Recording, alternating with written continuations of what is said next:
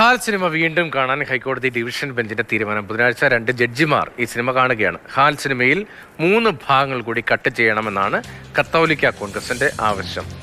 വിവരങ്ങളുമായി ബിനിൽ ചന്ദ്. ബിനിൽ, എന്താണ് തർക്ക വിഷയം? ഹൈക്കോടതി ഗൗരവത്തിൽ ഈ വിഷയം എടുക്കുന്ന സാഹചര്യം എന്താണ്?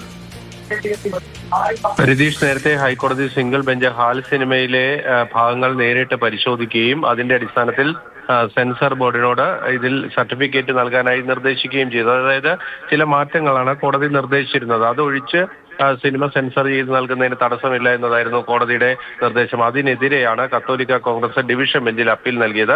അപ്പീൽ പരിശോധിച്ച ഹൈക്കോടതി ഡിവിഷൻ ബെഞ്ചിലെ 2 ജഡ്ജിമാർ ഈ ഹാൽ സിനിമ വീണ്ടും കാണാൻ തീരുമാനിച്ചിരിക്കുകയാണ്. ബുധനാഴ്ചയായിരിക്കും ജഡ്ജിമാർ സിനിമ കാണുക. അതിനുശേഷമായിരിക്കും കോടതിയുടെ അന്തിമമായ തീരുമാനം വരിക.